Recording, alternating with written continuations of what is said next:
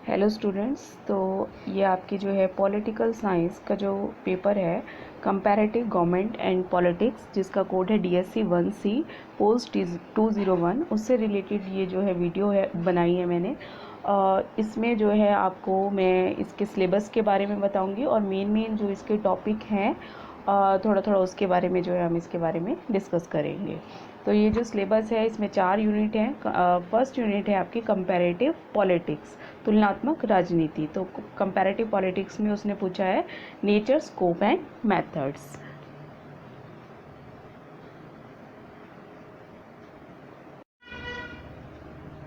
Comparative politics यानी कि तुलनात्मक राजनीति। तुलनात्मक राजनीति क्या होती है, सबसे पहले तो यही पता होना चाहिए, क्योंकि जो बुक है उसका नाम ही क्या है आपका, कंपैरेटिव गवर्नमेंट एंड पॉलिटिक्स, तुलनात्मक जो है सरकार और राजनीति। तो तुलनात्मक राजनीति क्या होती है, फर्स्ट चैप्टर भी आपका यही दिया है, तुलनात्मक राजनीति, परिभाषा, स्वरूप एवं क्षेत्र। तो तुलनात्मक राजनीति नाम से जैसे पता चल रहा है, तुलनात्मक यानी तुलना करना, ठीक है। राजनीति, दो ही वर्ड है इसमें, एक है तुलनात्मक और दूसरा वर्ड है राजनीति। तुलनात्मक का आपको पता चल गया तुलना करना, और राजनीति का यहाँ पर क्या है कि जो है आपका राजनीति पहले होते ही क्या है आपको ये पता होना चाहिए।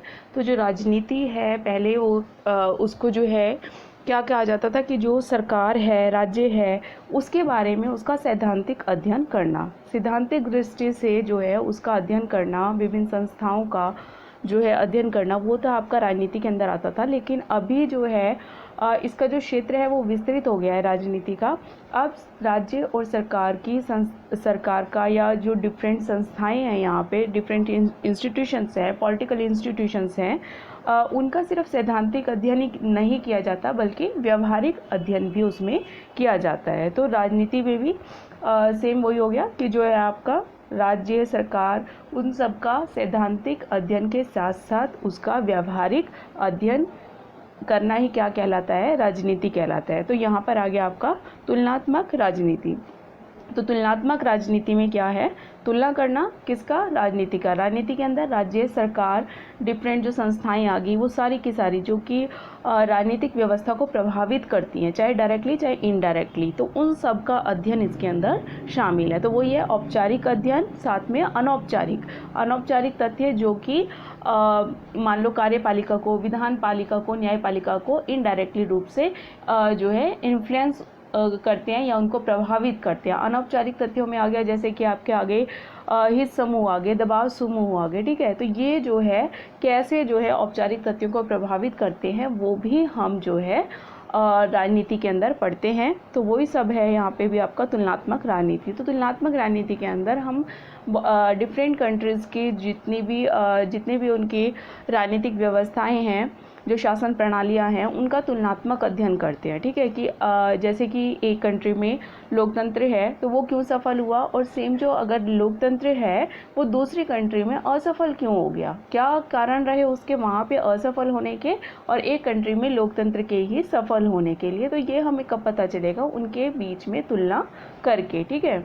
उसके अलावा मान लो कोई शासन प्रणाली है जो एक कंट्री में भी अपनाई गई है और दूसरी में भी, जैसे संसदीय शासन प्रणाली है वो जैसे इंडिया में भी अपनाई गई है और ब्रिटेन में भी अपनाई गई है, तो उसके बीच हम तुलना करेंगे कि यहाँ पे वो कैसे काम कर रही है, व्यवहारिक अध्ययन कि वो जो है यहाँ पे उस कैसे काम कर रही है और ब्रिटेन में कैसे काम कर रही है, क्या क्या उसमें जो है समानताएं हैं, क्या असमानताएं हैं, क्या कमियां हैं, कैसे हम उनको जो है दूर कर सकते हैं। तो वो सारा कैसे हमें पता चलेगा, तुलना करके। तो वही आपका कंपैरेटिव गवर्नमेंट एंड पॉलिटिक्स। तो कंपैरेटिव गवर्नमेंट एंड पॉलिटिक्स में आपको मैंने इसका मीनिंग बताया, डेफिनेशन आप लिख सकते हो, एडवर्ड फ्रीमैन की लिख सकते हो। तुलनात्मक राजनीति संस्थाओं तथा सरकारों के विविध प्रकारों का एक तुलनात्मक विवेचन तथा विश्लेषण है, ठीक है। विश्लेषण वर्ड काफ़ी इंपॉर्टेंट है। विश्लेषण यानी कि आपने कि पता करना है कि वो चीज़ें जो है सही है कि सही है, गलत है, तो वो विश्लेषण करके आप पता चलोगे। एक तो सिर्फ है कि हाँ उसका जो है उसको एक्सप्लेनेशन, विवेचना करना कि कोई चीज़ कैसे है, और एक विश्लेषण करना क्या वो सही है, क्या वो गलत है, क्यों सही है, क्या गलत है। तो वो सारी चीज़ें आ गई आपके विश्लेषण में, ठीक है। तो एडवर्ड फ्रीमैन की जो है डेफिनेशन आप इसमें कर सकते हो। Comparative politics is comparative analysis of the various forms of government and diverse political institutions. तो ये जो स्टेटमेंट है, डेफिनेशन है, किसने दी है? एडवर्ड फ्रीमैन ने दी है। उसके बाद आता है आपका nature of comparative politics. Nature क्या है, या उसको हिंदी में हम बोल सकते हैं तुलनात्मक राजनीति का स्वरूप क्या है। उसके अलावा जो है स्वरूप को ही जो है आपको कैरेक्टरिस्टिक्स करके भी पूछ सकते हैं। कैरेक्टरिस्टिक्स ऑफ कंपैरेटिव पॉलिटिक्स क्या है, या तुलनात्मक राजनीति की विशेषताएं क्या है। तो सेम ही आंसर आएगा, चाहे आपको स्वरूप करके पूछ रहे हैं चाहे या विशेषताएं करके पूछ रहे हैं। ठीक है, नेचर या जो है कैरेक्टरिस्टिक्स। तो कैरेक्टरिस्टिक्स ऑफ कंपैरेटिव पॉलिटिक्स या नेचर ऑफ कंपैरेटिव पॉलिटिक्स क्या है? सबसे पहले है उसमें विश्लेषणात्मक और व्यवहारिक अध्ययन, एनालिटिकल एंड एम्पिरिकल स्टडी। तो विश्लेषणात्मक और व्यवहारिक अध्ययन क्या हुआ? मैंने अभी बताया, विश्लेषण करना और कि मतलब कोई भी जो सरकार है वो क्यों जो है वो सही से मतलब काम कर रही है या नहीं कर रही है, क्या वजह है। ठीक है, तो वो सारा विश्लेषण करना, सही गलत का पता लगाना। ठीक है, पूरा जो है डीप स्टडी के बाद ही आप वो विश्लेषण कर सकते हो किसी के बारे में। अगर आप किसी के मतलब राज्य या राजनीतिक प्रणाली के सिर्फ सैद्धांतिक अध्ययन कर रहे हो, मतलब कि क्या क्या होना चाहिए, तो आप विश्लेषण नहीं कर सकते। विश्लेषण कब करोगे? जब आप व्यवहारिक अध्ययन करोगे, व्यवहार में वो कैसे काम कर रही है, और उसके बाद आप कंक्लूजन निकालोगे, निष्कर्ष निकालोगे कि क्या जो है उसमें सही है, क्या गलत है, कैसे उसे बदला जा सकता है, क्या चीज़ें ठीक है। तो वो सारा आ गया आपका विश्लेषणात्मक और व्यवहारिक अध्ययन। सेकंड पॉइंट है आपका औपचारिक ढांचों का तुलनात्मक अध्ययन, comparative study of formal structures. तो फॉर्मल स्ट्रक्चर्स में आपको पहले तो फॉर्मल स्ट्रक्चर्स की कौन कौन से होते हैं, जैसे कि विधान पालिका हो गया, कार्यपालिका हो गया, न्यायपालिका हो गया, नौकरशाही हो गई, ये राजनीतिक प्रणाली के औपचारिक ढांचे हैं। ठीक है, तो इनका अध्ययन हम कहाँ पे करते हैं? तुलनात्मक राजनीति के अंदर करते हैं। ठीक है, तो औपचारिक ढांचों का तुलनात्मक अध्ययन आ गया आपका। उसके बाद थर्ड पॉइंट है अर्ध संरचनाओं का अध्ययन, स्टडी ऑफ इंफ्रास्ट्रक्चर्स। तो इसमें क्या आ जाएगा आपका जो है आपका एक आ गया आपका जैसे कि हित समूह आ गया, दबाव समूह आ गया। ठीक है, तो ये जो क्या करते हैं? इन्फ्लुएंस यानी कि प्रभावित करते हैं किसको? औपचारिक ढांचों को। तो अर्ध संरचनाओं का अध्ययन भी इसमें किया जाता है। नेक्स्ट पॉइंट है आपका विकासशील समाजों के अध्ययन पर बल, emphasis on the study of developing societies. तो विकासशील समाजों के अध्ययन पर बल, तो इसमें क्या कहा गया है? जैसे कि मैंने आपको पहले बताया, राजनीति के अंदर जो है पहले विकसित जो है कंट्रीज़ के बारे में ही क्या किया जाता था, जो डेवलप्ड कंट्रीज़ थी उनके बारे में ही अध्ययन किया जाता था। ठीक है, लेकिन टाइम जो है धीरे धीरे जैसे आगे बढ़ा, चेंज होता गया, तो उसके बाद जो है अगर हम आज के समय में देखें तो इसमें विकासशील समाजों के अध्ययन पर भी बल दिया जाता है। अब जैसे आपको पता है कि वैश्वीकरण का युग है, ग्लोबलाइजेशन का जो है युग है, उसमें एक जो देश है कहीं ना कहीं दूसरे को इन्फ्लुएंस करता है, दूसरा देश पहले वाले देश को प्रभावित करता है, यानी देश जो है आपस में मिलके जो है सहयोग करके अपना विकास कर रहे हैं। ठीक है, तो अगर हम विकासशील देशों को देखें, जिसमें से भारत भी एक है, तो वो कहीं ना कहीं जो है बहुत ज़्यादा प्रभावित कर रहा है दूसरे कंट्रीज़ को भी। तो हमें क्या है उसके बारे में भी पढ़ना पड़ेगा, तभी हम कोई जो है कंक्लूजन निकाल सकते हैं। अगर हम उसके बारे में नहीं पढ़ेंगे तो वो क्या हो जाएगा? एक तरफा हो जाएगा। उससे सिर्फ जो है जो हम सिद्धांत बनाएंगे तुलनात्मक राजनीति के द्वारा, तुलनात्मक राजनीति का अध्ययन करके, उसके बाद जो आपका नेक्स्ट चैप्टर है तुलनात्मक विधि, उसमें आता है कि उसके द्वारा हम अगर कोई कंक्लूजन निकालते हैं तो वो विकासशील समाजों पे तो लागू नहीं होगा ना, क्योंकि हमने स्टडी अगर उन कंट्रीज़ के बारे में नहीं की है। अगर हमने उन कंट्रीज़ के बारे में स्टडी की है तभी तो कोई जो है कंक्लूजन निकाल के हम उस पर लागू कर सकते हैं। तो वही है, तुलनात्मक राजनीति के अंदर विकासशील समाजों के अध्ययन पर भी बल दिया जाता है। नेक्स्ट पॉइंट है इसमें आपका फिफ्थ पॉइंट, अंतर अनुशासनीय दृष्टिकोण इसका मुख्य पक्ष, interdisciplinary approach is it's main aspect. तो अंतर अनुशासनीय दृष्टिकोण इसका मुख्य पक्ष, इसका क्या मतलब हुआ? अंतर अनुशासनीय यानी कि जो तुलनात्मक राजनीति है, अगर हम जो है दूसरे सब्जेक्ट्स के साथ देखते हैं इसे, जैसे कि सोशियोलॉजी हो गया, बायोलॉजी हो गया, इकोनॉमिक्स होगी, साइकोलॉजी होगी, उसके अलावा आपका एंथ्रोपोलॉजी होगी, मानव विज्ञान, तो उसमें सारे के सारे सब्जेक्ट्स जो है कहीं ना कहीं एक दूसरे से जुड़े हुए हैं। ठीक है, तो अगर हम एक सब्जेक्ट का अध्ययन करते हैं, कोई जो है हमने सिद्धांत कहीं पे पढ़ा है, तो वो जो है दूसरे सब्जेक्ट में पढ़ने वाले जो स्टूडेंट्स हैं या फिर जो आपके रिसर्चर हम कह सकते हैं, तो वो उनको भी हेल्प करता है वो सिद्धांत। तो वही कहा इसने, अंतर अनुशासनीय दृष्टिकोण इसका मुख्य पक्ष। उसके बाद है मूल्य मुक्त अध्ययन, वैल्यू फ्री स्टडी। तो वैल्यू फ्री स्टडी, अगर वैल्यू फ्री स्टडी होगी तभी जो है एक निष्पक्ष कंक्लूजन हमारे पास किसी भी बात का निकल के आएगा।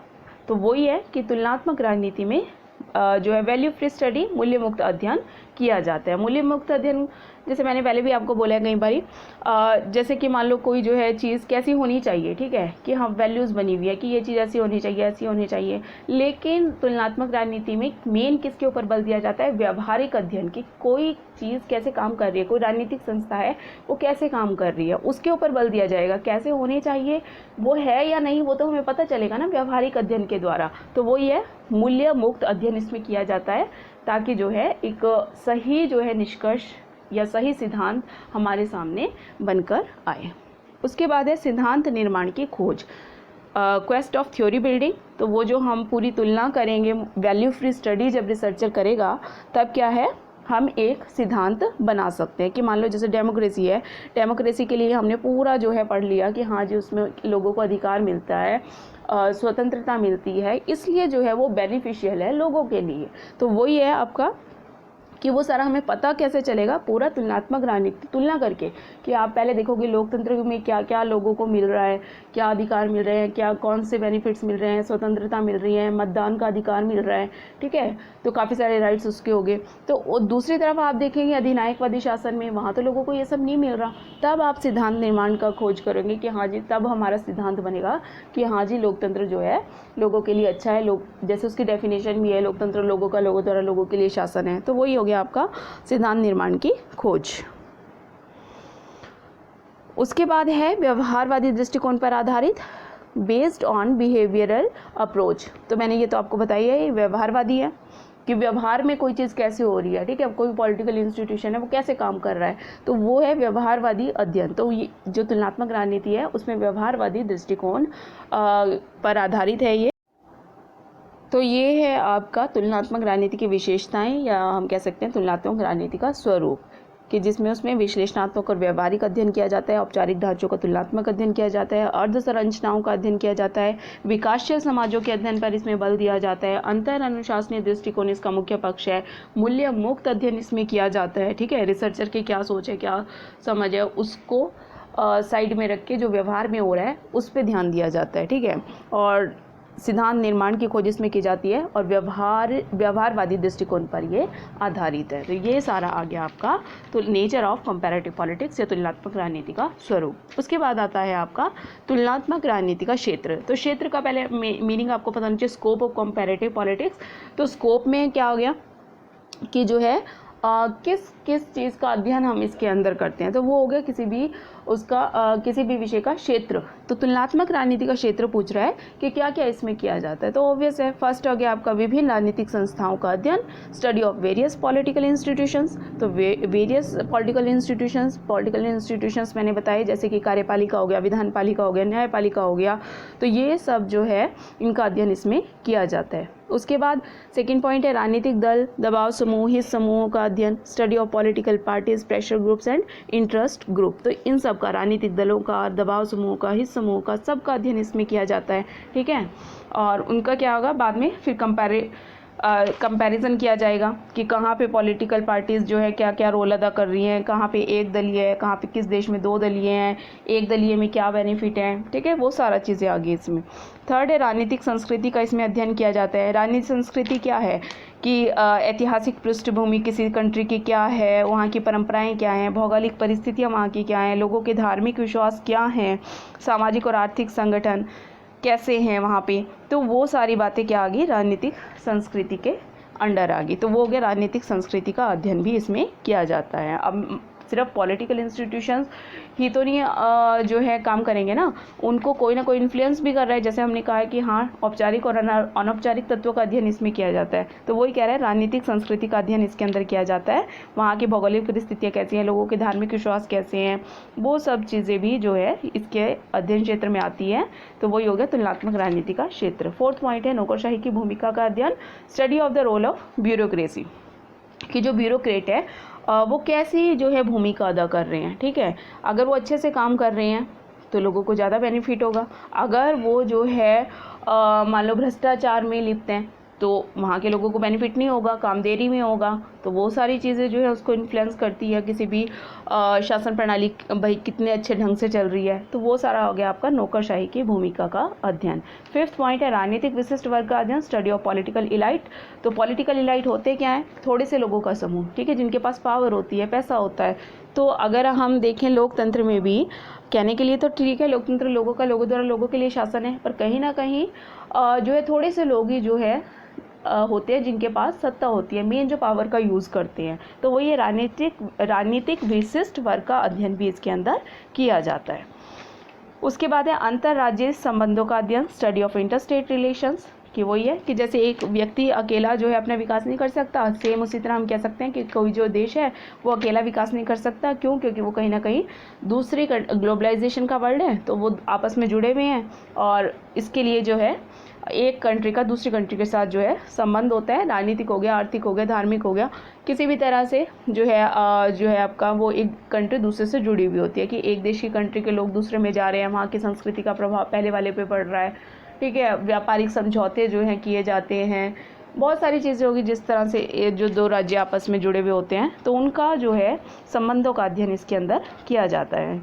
विकासशील कंट्री का विकसित कंट्री के साथ कैसे रिलेशन है, विकसित देशों का विकासशील कंट्रीज की तरफ जो है कैसा उनका रिलेशन है, क्या क्या सहायता उनके द्वारा की जाती है, क्या क्या जो है उनके ऊपर जो है किसी भी तरह की जो है विकसित कंट्री अगर कोई हेल्प कर रही है तो किस प्रकार की रोक लगाती है या क्या शर्तें रखती है। तो वो सारी चीज़ें इसके अंदर आ गई।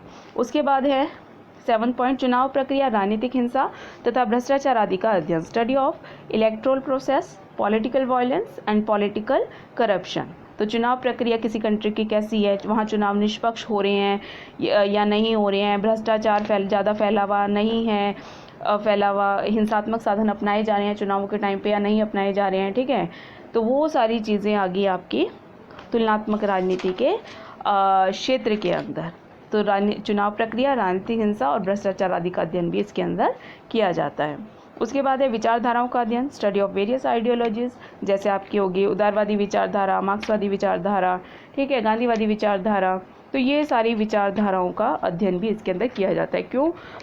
कि जो कंट्रीज़ हैं वो डिफरेंट जो है आइडियोलॉजीज़ के ऊपर चलती हैं, कहीं ना कहीं उनको जो शासन प्रणाली है उनको वो विचारधाराएं प्रभावित करती हैं। भारत है जैसे, उसमें मिश्रित विचारधारा है, ठीक है, कुछ उदारवादी भी है, कुछ जो है आपका समाजवादी विचारधारा भी है। तो वो मिश्रित विचारधारा के ऊपर चलता है। जैसे कि आपकी अमेरिका है, उसके लिए कहा जाता है वो पूंजीवादी विचारधारा में बिलीव करता है, और जो आपका रूस हो गया वो साम्यवादी विचारधारा में बिलीव करता है। तो वो हो गया विचारधाराएं कैसे जो है शासन प्रणालियों को इन्फ्लुएंस करती हैं। तो इसलिए हम विचारधाराओं का अध्ययन भी करते हैं इसके अंदर। तो वो सारा आ गया आपका तुलनात्मक जो है राजनीति का क्षेत्र, ठीक है, कि इसमें किन किन चीज़ों का अध्ययन किया जाता है। तो ये सारा आ गया तुलनात्मक राजनीति का क्षेत्र। तो उसमें आप लिख सकते हो कि तुलनात्मक राजनीति क्षेत्र जो है अब बहुत ज़्यादा कैसा हो गया है, विस्तृत हो गया है। तो इसमें जो है औपचारिक और अनौपचारिक संस्थाओं का जो है अध्ययन किया जाता है। उसके अलावा जो है राजनीतिक विशिष्ट वर्ग का, नौकरशाही की भूमिका का, ये सब का भी अध्ययन इसके अंदर किया जाता है, विचारधाराओं का अध्ययन किया जाता है। तो ये सारा इसका जो है विशेष क्षेत्र है।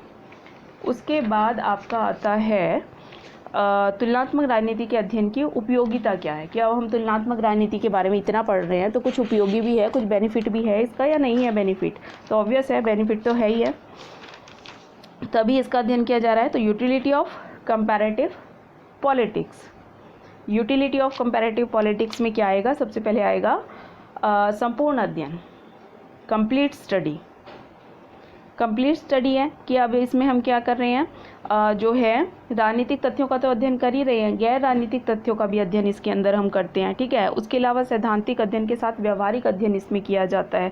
तो पूरी तरह से जो है हम उसके जो है किसी भी राजनीतिक प्रणाली को अच्छी तरह से समझ सकते हैं। तो वो है संपूर्ण अध्ययन। उसके बाद है सेकंड पॉइंट इसमें, तुलनात्मक राजनीति की उपयोगिता और क्या है। राजनीतिक प्रणाली की सफलता तथा असफलता के कारणों को जानने की विधि, method to know the reasons for the success and the failure of political system. तो राजनीतिक प्रणाली की सफलता की मैंने पहले भी बताया कि कोई भी राजनीतिक प्रणाली है वहाँ पे क्यों सफल रही, क्यों असफल रही, वो हमें जो है तुलनात्मक राजनीति से ही पता चलता है। कि अब जैसे एग्जाम्पल आप इसमें दे सकते हो कि जो लोकतंत्र है वो भारत में सफल रहा, लेकिन पाकिस्तान में सैनिक तानाशाही अपनाई जाती है, सैनिक तानाशाही को अपनाया गया है, वहाँ पे लोकतंत्र सफल नहीं रहा। तो वही है कि वो हमें कैसे पता चलेगा, तुलना के द्वारा। तो वो तुलनात्मक राजनीति के द्वारा ही हमें ये सब पता चलता है कि कोई जो है राजनीतिक प्रणाली क्यों सफल रही या क्यों असफल रही। उसके बाद सिद्धांत निश्चित करने संभव हो जाते हैं इसमें, डिडक्शन ऑफ प्रिंसिपल्स पॉसिबल, कि अब पूरा का पूरा जो है आपने जो है तुलना कर ली, पूरा का पूरा जो है सिद्धांत बना लिए, ठीक है। तो सिद्धांत निश्चित करने संभव कि हाँ जी लोकतंत्र सफल रहा, क्योंकि लोकतंत्र में लोगों को अधिकार मिले, स्वतंत्रताएं मिली। तो वो सारी चीज़ें होगी कि इससे हम सिद्धांत निश्चित कर सकते हैं। तो वो क्या करेंगे, जो मान लो तुलनात्मक राजनीति में जो भी स्टूडेंट्स हैं या फिर जो है आपका रिसर्चर है, वो उसके लिए मार्ग प्रदर्शन करेगा कि हाँ ये चीज़ें सही है, क्यों, उसके बारे में सिद्धांत बन चुका है। उसके बाद है तो राजनीति शास्त्र के विषय का विकास, development of the discipline of political science. तो इसमें क्या है, इसका मतलब राजनीति शास्त्र के विषय का विकास, कि जैसे मैंने आपको पहले बताया कि इसमें सिर्फ पहले तो राजनीति में क्या है, सिर्फ उसका ही अध्ययन किया जाता था, राज्य और सरकार का सैद्धांतिक अध्ययन, कि जो है वो कैसे कैसे काम करती हैं या क्या क्या उनके काम होने चाहिए, तो उनका सैद्धांतिक अध्ययन किया जाता था। लेकिन अब जो है व्यवहारिक अध्ययन किया जा रहा है, साथ में और बहुत सारे नए विषय, जैसे कि पावर होगी, अथॉरिटी होगी, इन्फ्लुएंस हो गया, ठीक है, लेजिटिमेसी होगी, पॉलिटिकल कल्चर हो गया, पॉलिटिकल सोशलाइजेशन हो गया, पॉलिटिकल कम्युनिकेशन हो गया। तो ये सारी चीज़ों के बारे में भी हम कहाँ पढ़ते हैं, तुलनात्मक राजनीति के अंदर आता है ये सारा, ठीक है। तो अगर हम देखते हैं पोस्ट ग्रेजुएशन में, तो इनके ऊपर भी एक एक जो है चैप्टर बना हुआ है। अभी जस्ट आपको इतना ही है कि राजनीति शास्त्र के विषय का विकास हो गया है, कि ये जो सारे विषय हैं इनके बारे में हम डीप स्टडी करते हैं तुलनात्मक राजनीति के अंदर। उसके बाद विकासशील देशों का अध्ययन, स्टडी ऑफ डेवलपिंग कंट्रीज़। तो ये तो मैंने आपको बता ही दिया कि डेवलपिंग कंट्रीज़ के बारे में इसमें क्या है, जो है पढ़ा जाता है, उसके बारे में समझा जाता है, ठीक है, कि जो सिर्फ विकसित कंट्रीज़ हैं उसी के बारे में नहीं हम इसमें जो है तुलनात्मक राजनीति में पढ़ रहे, बल्कि विकासशील देशों का अध्ययन भी इसमें किया जाता है कि उसमें क्या जो है मतलब कोई शासन प्रणाली है, तो अगर वो वहाँ पे ठीक किसी के देश में ठीक से काम नहीं कर रही, तो उसको हम कैसे दूर कर सकते हैं। तो वो सारा वहाँ के पॉइंट ऑफ व्यू से देखा जाएगा विकासशील देशों के, ठीक है। तो वही है विकासशील देशों का अध्ययन, स्टडी ऑफ डेवलपिंग कंट्रीज़। उसके बाद और क्या इसका बेनिफिट है, क्या यूटिलिटी है, अंतर अनुशासनात्मक अध्ययन की उपयोगिता, यूटिलिटी ऑफ इंटरडिसिप्लिनरी स्टडी, जैसे ये भी सब मैंने पहले ही बता दिया, ठीक है। उसके बाद है प्रचलित सिद्धांतों के औचित्य की पुनः पुष्टि करने की लाभदायक विधि, useful method of revalidification of the legitimacy of prevalent theories, प्रचलित सिद्धांतों के औचित्य की पुनः पुष्टि करने की लाभदायक विधि, कि मान लो कोई सिद्धांत बना दिया, काफ़ी टाइम हो गया पुराना सिद्धांत बना दिया, लेकिन आज के समय में जैसे पहले आपको पता ही है कि जो पॉलिटिकल साइंस है, वो जो विषय है वो मनुष्य के व्यवहार से संबंधित है, ठीक है। तो मनुष्य का जो व्यवहार है वो चेंज होता रहता है, या जो सर्कमस्टांसेस हैं वो चेंज होते रहते हैं। तो वो देखा जाता है कि जो सिद्धांत हमने पहले बनाया था, क्या वो आज के समय में सही है या नहीं है, कि अब उसका औचित्य है भी या नहीं है। तो उसके लिए जो है रिसर्चर क्या करता है, रिसर्च दोबारा से करता है कि ये सिद्धांत आज के समय में सही है, कि हाँ अगर कोई पुराना सिद्धांत है तो वो देखता है स्टडी करके दोबारा से कि वो क्या है, सही है या नहीं है। तो वही है प्रचलित सिद्धांतों के औचित्य की पुनः मतलब दोबारा पुष्टि करने की लाभदायक विधि, क्या चीज़, तुलनात्मक राजनीति। उसके बाद है आपका 8th पॉइंट, वैज्ञानिक अध्ययन, साइंटिफिक स्टडी। तो ऑब्वियस है अब जो तुलनात्मक राजनीति है वो क्या है, साइंटिफिक स्टडी है। साइंटिफिक स्टडी यानी कि सिस्टमेटिक, कि पहले आपने क्या किया कि किसी भी विषय से रिलेटेड जिस बारे में भी आप अध्ययन कर रहे हो, विषय संबंधी पहले उसने तथ्य एकत्र किए, फिर अपनी निश्चित योजना के अनुसार उन तथ्यों का अलग अलग श्रेणियों में विभाजन करना और फिर उन तथ्यों की समानता और असमानताओं को क्रमबद्ध करना। ठीक है, फिर समस्त सामग्री का निष्पक्ष विश्लेषण करके अपनी शोध पर आधारित कुछ सिद्धांत या परिणाम निश्चित करना। तो वैज्ञानिक अध्ययन यानी कि प्रोसेस जो है स्टेप बाय स्टेप, तो वो सारी चीज़ों का जो है इसमें अब तुलनात्मक राजनीति में किया जाता है, वैज्ञानिक अध्ययन किया जाता है। यानी कि कुछ भी ऐसे ही कह दिया, तो वो पूरे के पूरे फैक्ट्स के ऊपर जो है डिपेंड करता है। तो उसके लिए वो कौन कौन सी विधियों का प्रयोग करता है, सर्वे मेथड अपना लेता है, स्टैटिस्टिकल मेथड अपना लेता है, टेबल्स तालिकाएं बना लेता है। ठीक है, तो वही बोल रहा है राजनीति शास्त्र को वैज्ञानिक विधि की देन तुलनात्मक राजनीति ही है। उसके बाद है व्यवहारिक अध्ययन, एम्पेरिकल स्टडी। तो व्यवहारिक अध्ययन है, व्यवहारिक तथ्यों के ऊपर, हार्ड फैक्ट्स के ऊपर ज़्यादा जो है जोर दिया जाता है, ज़्यादा बल दिया जाता है।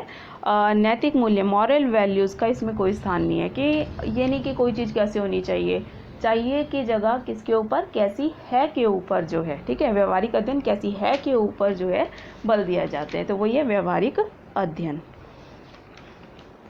कि जो रिसर्चर है वो क्या सोचता है वो ज़रूरी नहीं है, बल्कि क्या किस चीज़ के अध्ययन, किसके ऊपर बल दिया जा रहा है कि कोई भी चीज़ कैसे हो रही है। ठीक है, तो वो हो गया आपका व्यवहारिक अध्ययन। और अगर व्यवहारिक अध्ययन होगा तभी हमारे पास सही चीज़ें निकल कर आएंगी और सही सिद्धांत बनेगा। उसके बाद लास्ट पॉइंट है आपका राजनीति शास्त्र के अध्ययन क्षेत्र में व्यापकता, the scope of political science widened. जो इसका क्षेत्र है वो व्यापक हो गया है। जैसे मैंने पहले बोला कि राज्य और सरकार का सैद्धांतिक और संस्थात्मक अध्ययन किया जाता था राजनीति के अंदर, अब क्या है, व्यवहारिक और विश्लेषणात्मक अध्ययन किया जाता है। जो आपके राजनीतिक तथ्य हैं उसके साथ साथ गैर राजनीतिक तथ्यों का अध्ययन भी इसमें किया जाता है, क्योंकि कहीं ना कहीं वो भी जो है राजनीति को डायरेक्टली या इनडायरेक्टली प्रभावित करते हैं। तो वही है राजनीति शास्त्र के अध्ययन क्षेत्र में व्यापकता आ गई है, किसके द्वारा, तुलनात्मक राजनीति के द्वारा। तो ये था आपका चैप्टर तुलनात्मक राजनीति, जो मैंने आपको काफ़ी डिटेल में बता दिया, क्योंकि शायद आपको थोड़ा सा टफ लग रहा होगा तुलनात्मक राजनीति। तो तुलनात्मक राजनीति अब आपको अच्छी तरह समझ आ गया होगा, तुलनात्मक राजनीति क्या होती है, क्या उसका नेचर है, क्या उसका स्कोप है। ठीक है, उसके बाद आपका आता है जो है चैप्टर है कंपैरेटिव मेथड्स, तुलनात्मक विधि। ठीक है, तुलनात्मक विधि बोल दिया, तुलनात्मक पद्धति बोल दिया, एक ही बात है। तो जैसे दो वर्ड से बना है, तुलनात्मक पद्धति, तुलना करना। फर्स्ट जो हो गया उसका मतलब तुलनात्मक का अर्थ हो गया तुलना पर आधारित, और पद्धति का अर्थ हो गया विधि या तरीका। तो वही है तुलनात्मक पद्धति का अर्थ हो गया तुलना पर आधारित विधि। तो तुलनात्मक पद्धति के अंतर्गत हम क्या है, विभिन्न राजनीतिक संरचनाओं और राजनीतिक प्रणालियों की तुलना ही नहीं की जाती, बल्कि उनका विश्लेषणात्मक तुलना भी हम इसमें करते हैं। ठीक है, और उसके आधार पर निष्कर्ष निकालने का प्रयास करते हैं, और निष्कर्ष के आधार पर ही सिद्धांतों का निर्माण किया जाता है। जो हमने जो अभी पढ़ा फर्स्ट चैप्टर में तुलनात्मक राजनीति, तो वही है कि तुलनात्मक राजनीति के लिए क्या अपनाया जा रहा है, तुलनात्मक विधि यानी जो है उसका तरीका हो गया, तुलनात्मक जो अध्ययन हम कर रहे हैं उसके लिए एक तरीका हो गया, विधि हो गया। ठीक है, तो वो है तुलनात्मक विधि। तो अगर मैं इसे भी एक्सप्लेन करूँगी तो जो है वीडियो बहुत ज़्यादा लंबी हो जाएगी। तो फर्स्ट चैप्टर अगर आपने समझ लिया तो दूसरा आपको इसमें से पढ़ के समझ आ जाएगा। अभी टाइम थोड़ा सा कम रह गया है, इसलिए मैं थोड़ा सा जल्दी कर रही हूँ। उसके बाद है आपका थर्ड जो है आपका अथॉरिटेरियन एंड डेमोक्रेटिक रिजिम्स। ठीक है, अधिनायकवादी तथा प्रजातांत्रिक शासन। तो ये बहुत ही जो है इजी चैप्टर है। अधिनायकवादी शासन यानी कि जहाँ पे सारी की सारी पावर्स एक व्यक्ति के हाथ में होती है, वो हो गया आपका अधिनायकवादी शासन। ठीक है, तो तानाशाही भी इसे बोल देते हैं। तानाशाही में शासन की सत्ता एक व्यक्ति के हाथ में होती है, और अधिनायक अपनी शक्तियों का प्रयोग अपनी इच्छा के अनुसार करता है, और शासन की और वह किसी के प्रति जो है उत्तरदायी नहीं होता। तो इसमें जो है उसके बाद जो है फीचर्स दिए गए हैं, जैसे कि राज्य की निरंकुशता इसमें होती है, राज्य साध्य है, व्यक्ति एक साधन है। ठीक है, मेन उसमें राज्य हो गया, व्यक्ति सिर्फ क्या है, साधन है, तरीका है राज्य के लिए। उसके बाद राज्य और समाज में इसमें कोई अंतर नहीं किया जाता। राजनीतिक दल का अभाव होता है या फिर एक दलीय होता है, एक नेता का गुणगान इसमें किया जाता है। अधिकार और स्वतंत्रताओं का ना होना, ठीक है, absence of rights and liberties very important है कि अधिकार और स्वतंत्रताओं का इसमें ना होना, इसमें अधिकार और स्वतंत्रताएं नहीं मिलती व्यक्ति को। ठीक है, तानाशाही शासन में। उसके बाद कार्यकाल निश्चित नहीं होता, ठीक है। जब तक उसके पास पावर होती है, जब तक वो रह सकता है, तब तक जो है सत्ता में बना रहता है वो व्यक्ति। हिंसा और शक्ति में विश्वास रखता है, साम्राज्यवादी नीति में विश्वास रखता है, प्रेस और रेडियो पर इसका नियंत्रण होता है, हर चीज़ तो अपने हिसाब से चलाता है क्योंकि ये, ठीक है। तो ये सारी चीज़ें होगी। उसके बाद इसके जो है 2 गुण और दोष दिए गए हैं। और उसके बाद जो है लोकतंत्र है, डेमोक्रेसी। डेमोक्रेसी सबको पता है। लोकतंत्र क्या है? लोगों का, लोगों द्वारा लोगों के लिए शासन है, ठीक है। और ये डेफिनेशन दी है अब्राहम लिंकन ने। एक सिले की भी है, प्रजातंत्र ऐसा शासन है जिसमें प्रत्येक व्यक्ति भाग लेता है। तो सबको प्रजातंत्र के बारे में पता होगा। इसमें जनता की प्रभुसत्ता होती है, जनता का शासन, मतलब हर कुछ लोगों के लिए किया जा रहा है। बेनिफिशियल जो है किसके लिए? लोगों के लिए है, ठीक है। जनता का हित इसके अंतर होता है। समानता जो है इसमें होती है, सब लोगों को समान समझा जा रहा है। शासन में भाग लेने का अधिकार होता है लोगों को, ठीक है। वोट के द्वारा वो जो क्या कर सकते हैं, शासन के कार्यों में भाग ले रहे हैं। स्वतंत्रता जो है इसमें लोगों को दी जाती है। वोट देने का अधिकार है, चुने जाने का अधिकार है, सरकार की आलोचना करने का अधिकार है, अपने विचार प्रकट करने का अधिकार है, ठीक है। कानून के समक्ष समानता है, सब जो है लोग इसमें समान समझे जाते हैं। कानून सबसे ऊपर होता है। सरकार की आलोचना करने का भी अधिकार इसमें दिया जाता है संवैधानिक तरीकों से। और मौलिक अधिकार इसमें लोगों को दिए जाते हैं। स्वतंत्र न्यायपालिका इसमें होती है। राजनीतिक दल इसमें होते हैं। धर्मनिरपेक्षता को अपनाया जाता है, ठीक है। और वयस्क मताधिकार के ऊपर आधारित होता है। तो ये सारे पॉइंट्स हैं जो आपने ध्यान रखने हैं, ठीक है। जनता की प्रभुसत्ता, जनता का शासन, जनता का हित, समानता, स्वतंत्रता, ठीक है, मौलिक अधिकार, स्वतंत्र न्यायपालिका, ये सारे पॉइंट्स हैं जो ध्यान रखने हैं आपने। पता बेशक होता है लेकिन लिखते हुए कई बार ध्यान नहीं आता। तो वो है लोकतंत्र। फिर उसका क्या गुण है और क्या दोष है। तो लोकतंत्र में ही आप रह रहे हैं तो ईजिली आप लिख लेंगे, ठीक है। जल्दी जल्दी से मैं आपको थोड़ा थोड़ा रिवाइज़ करवा रही हूँ। उसके बाद जो है आपका, और उसमें दोनों में डिफरेंस कर लेना, तब भी जो है पूरा चैप्टर तैयार हो सकता है, ठीक है। प्रजातंत्र और अधिनायकवादी शासन में क्या डिफरेंस है, डेमोक्रेसी एंड अथॉरिटेरियन गवर्नमेंट में। तो मेन तो वही है, प्रजातंत्र में जनता का शासन होता है, अधिनायकवादी में एक व्यक्ति या एक पार्टी का शासन होता है, ठीक है। प्रजातंत्र जनमत पर आधारित है, अधिनायकवादी शासन शक्ति पर आधारित है। उसके अलावा समानता पर आधारित है प्रजातंत्र। दूसरी तरफ जो है अधिनायकवादी शासन समानता के सिद्धांत को कोई महत्व नहीं देता, ठीक है। शांति और व्यवस्था में विश्वास करता है प्रजातंत्र। युद्ध और हिंसा में विश्वास करता है अधिनायकवादी शासन, ठीक है। व्यक्ति के व्यक्तित्व का विकास होता है किसके अंदर, प्रजातंत्र में। राज्य का विकास होता है अधिनायकवादी शासन में। उसके अलावा सरकार को शांतिपूर्ण साधनों के द्वारा बदला जा सकता है प्रजातंत्र में, और अधिनायकवादी शासन में सरकार को केवल क्रांति के द्वारा बदला जा सकता है। उसके अलावा जो है आप लिख सकते हो, सरकार की आलोचना करने का अधिकार हमें दिया जाता है प्रजातंत्र में, और सरकार की आलोचना करने का अधिकार नहीं प्राप्त होता अधिनायकवादी शासन में। उसके अलावा दल के बारे में लिख सकते हो, दल का होना अनिवार्य है, ठीक है। वो किस में, प्रजातंत्र में। और अधिनायकवादी शासन में या तो कोई दल होता ही नहीं, अगर होगा भी तो एक ही दल होगा। उसके बाद राज्य और सरकार में भेद नहीं किया जाता। राज्य और सरकार में भेद किया जाता है प्रजातंत्र में, और अधिनायकवादी शासन में राज्य और सरकार में कोई भेद नहीं किया जाता। भेद मतलब अंतर। और सरकार का उत्तरदायित्व होता है लोगों के प्रति, किसमें, सबको पता होगा, प्रजातंत्र में। प्रजातंत्र में सरकार का उत्तरदायित्व होता है लोगों के प्रति, लेकिन जो है अधिनायकवादी शासन में सरकार कैसी होती है, अनउत्तरदायित्व रखती है, यानी कि उसका लोगों के प्रति कोई उत्तरदायित्व नहीं होता। उसके बाद है आपका चैप्टर, तो ये तो आपका फर्स्ट यूनिट थी। फिर उसके बाद आ जाती है unit second, classification of political systems, parliamentary and presidential, ठीक है। पार्लियामेंट्री एंड प्रेसिडेंशियल में UK and USA, UK and USA. तो पहले आप देख लो, पार्लियामेंट्री एंड प्रेसिडेंशियल सिस्टम, संसदीय, हिंदी में पार्लियामेंट्री को बोलेंगे संसदीय शासन प्रणाली, और प्रेसिडेंशियल सिस्टम हो गया आपका अध्यक्षात्मक प्रणाली। तो संसदीय शासन प्रणाली तो भारत में अपनाई गई है, ठीक है, ब्रिटेन में अपनाई गई है। उसके अलावा जो आपका प्रेसिडेंशियल सिस्टम है वो आ जाता है आपका यूएसए वाला। तो वही आपका यहाँ दिया हुआ जो है parliamentary and presidential second unit में। तो पार्लियामेंट्री में आप ना लिख सकते हो यूके, यूके मतलब यूनाइटेड किंगडम, चाहे इसके लिए वर्ड यूज़ कर लो इंग्लैंड, चाहे वर्ड यूज़ कर लो ब्रिटेन, ठीक है, यूनाइटेड किंगडम यूके का मतलब।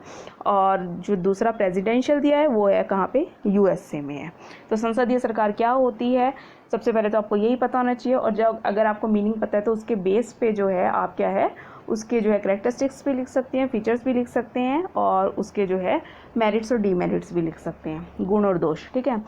तो इसमें संसदीय सरकार में आपको याद रखना है, संसदीय सरकार में कार्यपालिका और विधानपालिका में घनिष्ठ संबंध पाया जाता है।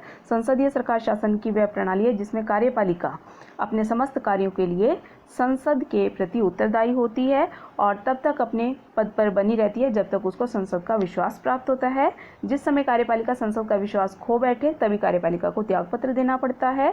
संसदीय सरकार को उत्तरदायी सरकार भी कहा जाता है क्योंकि इसमें सरकार अपने समस्त कार्यों के लिए उत्तरदायी होती है। ठीक है, तो ये है आपकी संसदीय सरकार। तो मेन इसमें क्या है, कार्यपालिका और विधानपालिका में घनिष्ठ संबंध पाया जाता है।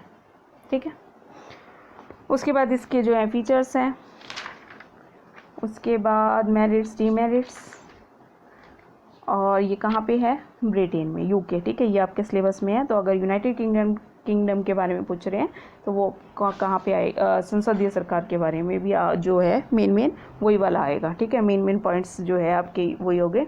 और बाकी जो है ब्रिटेन में हाउस ऑफ लॉर्ड्स जो है ऊपरी सदन होता है, हाउस ऑफ कॉमन्स जो है निम्न सदन होता है।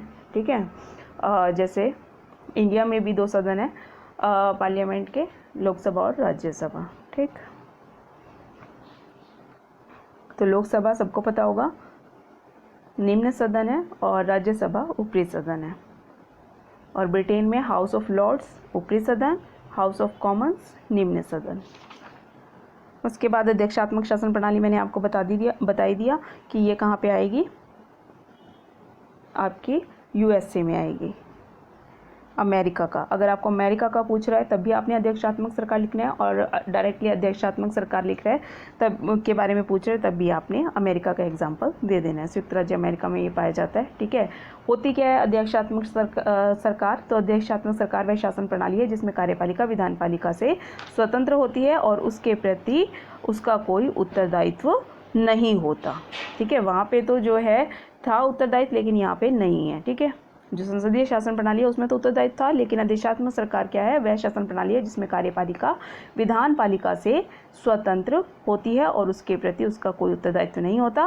राज्य का अध्यक्ष राष्ट्रपति होता है, ध्यान रखना, राज्य का अध्यक्ष इसमें कौन है, अध्यक्षात्मक शासन प्रणाली में राष्ट्रपति, और वह क्या है, वास्तविक शासक होता है। वास्तविक शासक यानी कि जो पावर उसको दी गई है सैद्धांतिक रूप से व्यवहारिक रूप में भी वो उनका प्रयोग करता है, तो वास्तविक शासक है। ठीक है, राष्ट्रपति निश्चित अवधि के लिए प्रत्यक्ष या अप्रत्यक्ष रूप तौर पर चुना जाता है और विधानपालिका जब चाहे राष्ट्रपति को नहीं हटा सकती।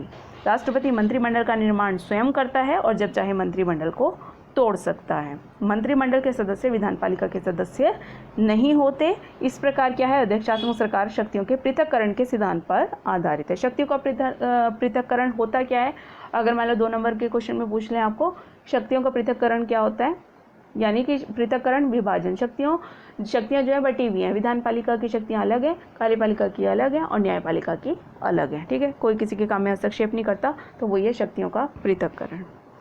उसके बाद इसके वही है फीचर्स आगे, फीचर्स ऑफ प्रेसिडेंशियल सिस्टम।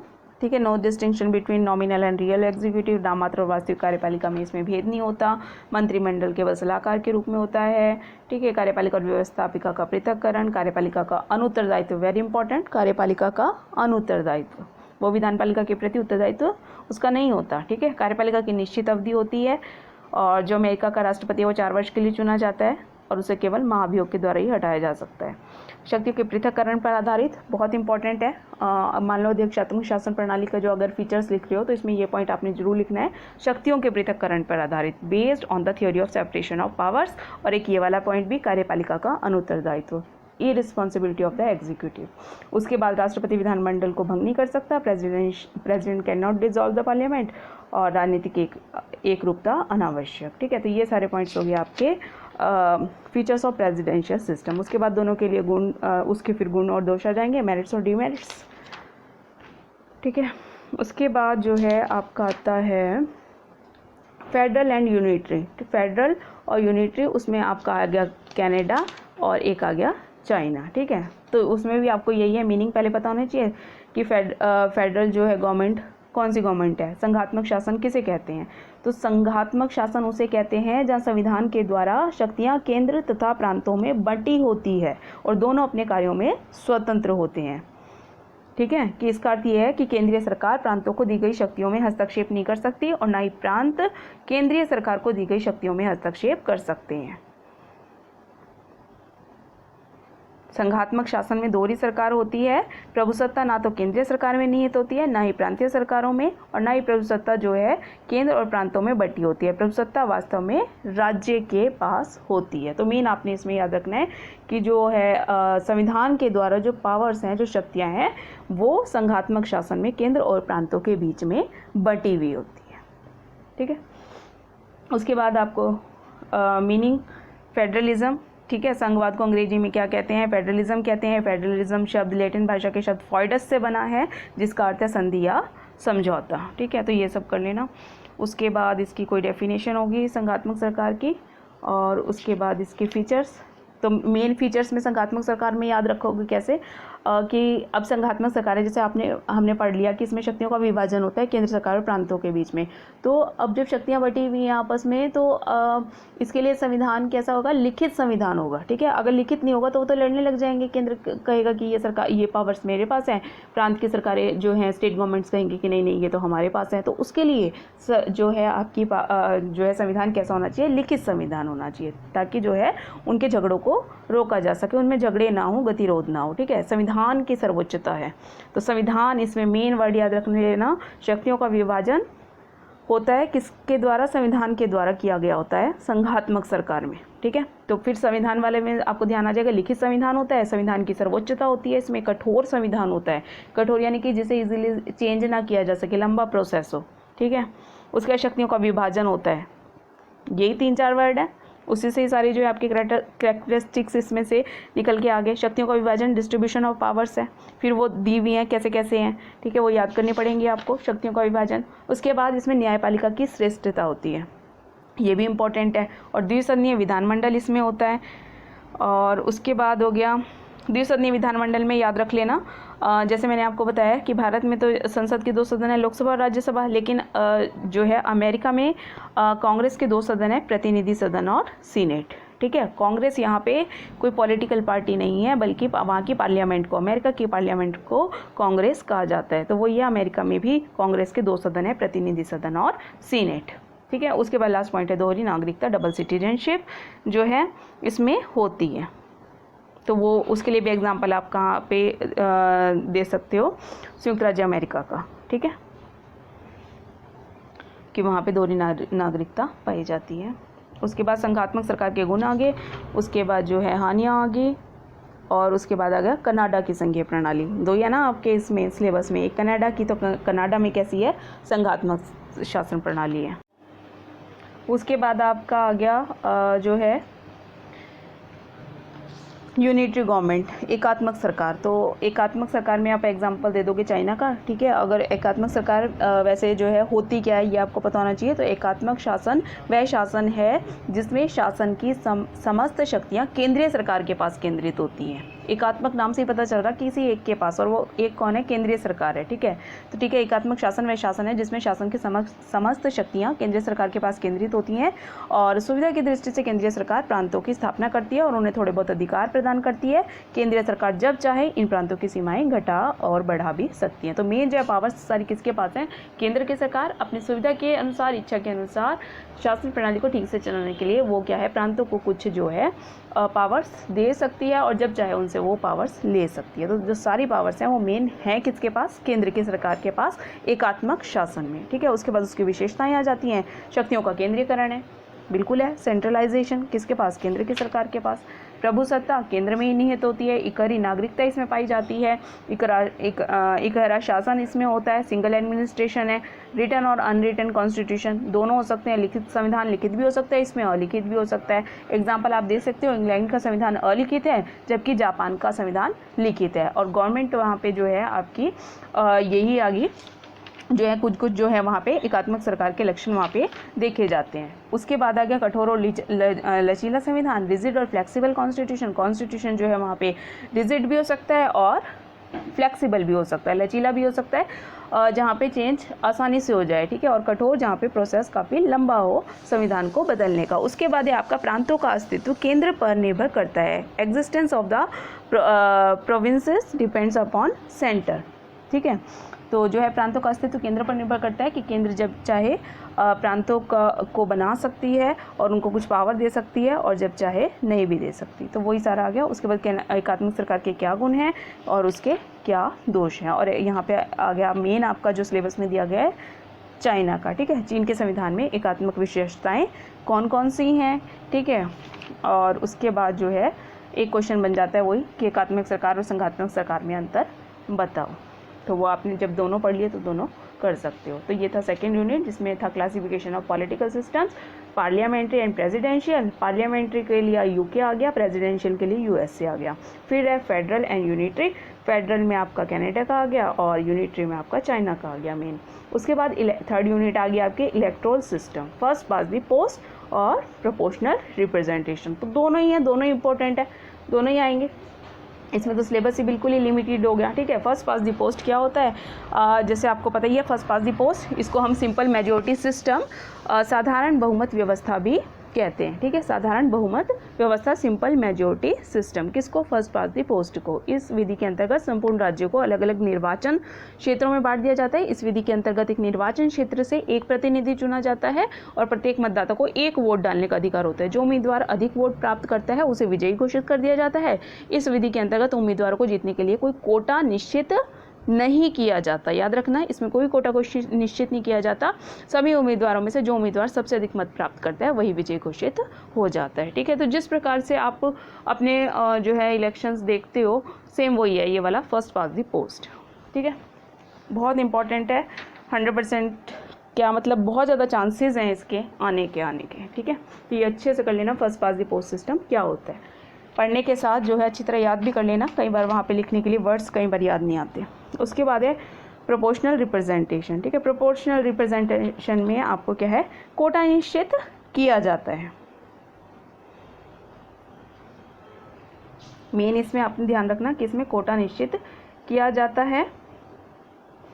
और जो है इसके अलग अलग तरीके हैं, मेथड्स ऑफ प्रोपोर्शनल रिप्रेजेंटेशन के, वो मैंने आपको बताए हुए हैं।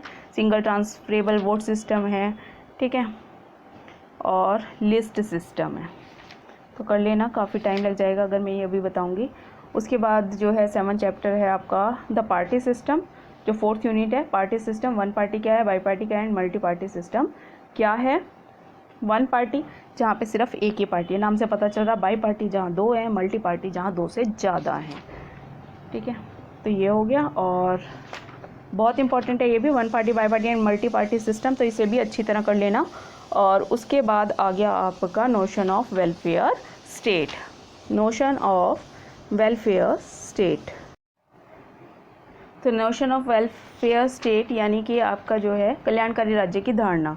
तो कल्याणकारी राज्य की धारणा में आपने जो है पढ़ लेना है, कल्याणकारी जो है काम जो है राज्य के द्वारा किए जाते हैं, ठीक है। पहले जो है सिर्फ क्या है आवश्यक काम ही किए जाते थे, लेकिन अब क्या है, कल्याणकारी काम भी राज्य के द्वारा किए जा रहे हैं। तो अब पढ़ लेने कंपलसरी जो है फंक्शंस ऑफ स्टेट क्या हैं, welfare functions of the state क्या हैं। तो राज्य के कल्याणकारी कार्य, मतलब जैसे चैप्टर का नाम ही यही है, तो इसमें ये वाले welfare function of the state भी बहुत अच्छे से कर लेने हैं। जैसे शिक्षा का प्रसार हो गया, निर्धनता दूर करना हो गया, सार्वजनिक स्वास्थ्य और चिकित्सा सहायता होगी, सोशल सिक्योरिटी, सामाजिक सुरक्षा हो गया, ठीक है। रेगुलेशन ऑफ लेबर हो गया, श्रम के विषय में नियम बनाना, और पब्लिक यूटिलिटी सर्विसेज, सार्वजनिक उपयोगी सेवाएं जो है गवर्नमेंट के द्वारा दी जा रही हैं, राज्य के द्वारा दी जा रही हैं। एबोलिशन ऑफ सोशल इविल्स, सामाजिक बुराइयों को समाप्त किया जा रहा है। मनोरंजन की सुविधाएं प्रदान की जा रही हैं। बुजुर्गों और बेरोजगारों तथा निराश्रितों का संरक्षण इसमें किया जा रहा है। सुरक्षित भेदभाव की व्यवस्था की जा रही है ताकि जो है पिछड़ा वर्ग भी उन्नत वर्ग के बराबर आ सके, ठीक है। तो ये सारे हैं आपके कल्याणकारी काम जो जनता के कल्याण के लिए किया जा रहे हैं, ठीक है। शिक्षा उनको दी जा रही है, फ्री एजुकेशन की सुविधाएं दी जा रही हैं। कुछ लोगों को निर्धनता दूर करने के लिए अलग अलग उपाय अपनाए जा रहे हैं। सार्वजनिक स्वास्थ्य और चिकित्सा सहायता उनको दी जा रही है। तो ये सारी चीज़ें हैं जो लोगों के कल्याण के लिए किए जा रही है, ठीक है। लोगों का कल्याण ही है। श्रम के विषय में नियम बना रहे हैं कि हाँ जो है श्रमिकों से मैक्सिमम 8 घंटे काम ले सकते हैं, या जो है उनको बीच में रेस्ट के लिए टाइम दिया जाएगा। तो वो सारी चीज़ें होगी, ठीक है। सामाजिक बुराइयां जो सोशल इविल्स जो फैली हुई हैं उनको दूर किया जाए, ठीक है। अस्पृश्यता को दूर किया जाए ताकि लोगों में आपस में जो है भाईचारा बढ़े, भेदभाव ना हो। मनोरंजन की सुविधाएं उनको दी जा रही हैं, ठीक है। ये भी ज़रूरी है ताकि वो अपना जो है पूरा विकास कर सकें, और बुज़ुर्गों, बेरोज़गारों और जो निराश्रित हैं उनके लिए जो है, हेल्पलेस पीपल के लिए भी, उनको भी संरक्षण गवर्नमेंट के द्वारा दिया जा रहा है। तो ये सारे प्रोविज़न है, कल्याण के काम जो है राज्य के द्वारा लोगों के लिए किए जा रहे हैं। और उसके बाद डेवलपमेंट फंक्शंस, विकासकारी कार्य क्या क्या हैं। प्राकृतिक संसाधनों का उपयोग किया जा रहा है, कृषि की उन्नति के लिए काम किया जा रहा है, उद्योगों के विकास के लिए काम किया जा रहा है, और regulation of trade, industry and commerce, जो है व्यापार, उद्योग और वाणिज्य को नियमित करना, प्लानिंग करना। ठीक है, कितने भी प्राकृतिक संसाधन आपके पास हैं, किसी कंट्री के पास हैं, लेकिन अगर उनका प्लानिंग नहीं किया जा रहा है कि ऐसे कैसे यूज़ करेंगे, तो भी कोई बेनिफिट नहीं है। तो वो पूरी की पूरी योजना बनाना, जो है पंचवर्षीय योजनाएं जैसे पहले चलती थी कि हाँ जी 5 साल में आगे हमने ये काम कर देने हैं, तो उसके लिए पहले से आपने प्लानिंग कर ली, उसके हिसाब से अपना जो है अपना फाइनेंस, अपना क्या क्या आपके पास जो है, क्या कितना ज़रूरत है करने की, तो वो सारी चीज़ें पहले से आपने योजना बना के काम करना, वो हो गया प्लानिंग।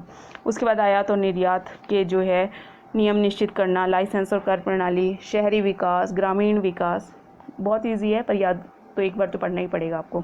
यातायात के साधनों का विकास, सिंचाई तथा बिजली उत्पादन का विकास, ठीक है, वैज्ञानिक तथा तकनीकी आविष्कार, पर्यावरण की सुरक्षा हो गया, जनसंख्या पर नियंत्रण हो गया। तो ये सारी चीज़ें हैं जिसके द्वारा क्या है, विकासकारी कार्य हो गए राज्य के। ठीक है, जनसंख्या पर नियंत्रण, कि कोई भी जो है अगर कंट्री है उसकी बहुत सारी जनसंख्या है, बहुत ज़्यादा जनसंख्या है, तो वो कोई भी जो है प्लानिंग या फिर कोई भी चीज़ें जो है वर्क ही नहीं करेंगी। ठीक है, तो इसलिए जनसंख्या पर नियंत्रण भी ज़रूरी है। पर्यावरण की सुरक्षा, तो ये तो मुद्दा कैसा है, ग्लोबलाइजेशन का, वैश्वीकरण का मुद्दा है, एक कंट्री से रिलेटेड नहीं है, ये तो पूरी की पूरी जो है वर्ल्ड से रिलेटेड है। तो उसके बारे में जो है नियम निश्चित करना, उसको कंट्रोल करना। ठीक है, तो वो सारी चीज़ें आ गई विकासकारी कार्य। तो 3 हो गए इसमें। पहला था आपका राज्य के आवश्यक कार्य। आवश्यक कार्य क्या है, जो उसे करने ही करने हैं, जैसे जीवन और संपत्ति की रक्षा, कानून और व्यवस्था की स्थापना करना, बाह्य आक्रमणों से रक्षा करना, न्यायपालिका का संगठन, ऑर्गेनाइजेशन ऑफ जुडिशरी, और 5th पॉइंट था विदेशी राष्ट्रों के साथ मैत्रीपूर्ण संबंध स्थापित करना, जो है maintenance of friendly relations with foreign countries. तो ये है राज्य के आवश्यक काम। आधुनिक कल्याणकारी राज्य के कार्य में आपके 3 मेन क्वेश्चन बन गए, तो उन्हें पढ़ लेना, क्या उसके आवश्यक काम है, क्या कल्याणकारी काम है, और क्या विकासकारी काम है। ठीक है, तो ये 4th यूनिट, 4 यूनिट हैं आपके। चारों यूनिट में से जो है 10-10 नंबर का तो अलग अलग आएगा ही, मैंने पहले भी बताया हुआ है, और 2-2 नंबर के 5 क्वेश्चन आएंगे, कंपल्सरी क्वेश्चन होंगे, जो कि आपको चारों यूनिट से कवर करके मिला के आएंगे। ठीक है, और उसके बाद आपका जो है 4-4 नंबर के आपके आ जाएंगे 5 क्वेश्चन करने के लिए, या फिर 5 क्वेश्चन 4-4 नंबर की, दोनों तरह से आ रहा है। तो वो पढ़ लेना कि 5 क्वेश्चन करने हैं या 4 क्वेश्चन करने हैं, उसे पढ़ लेना। तो ठीक है, अगर 4 करने होंगे तो 5 नंबर का होगा, 5 करने होंगे तो 4 नंबर का होगा। ठीक है, और उसके बाद 10-10 के सारे यूनिट से आएंगे। तो एक बार सारा कर लो। Best of luck for your exam. Thank you.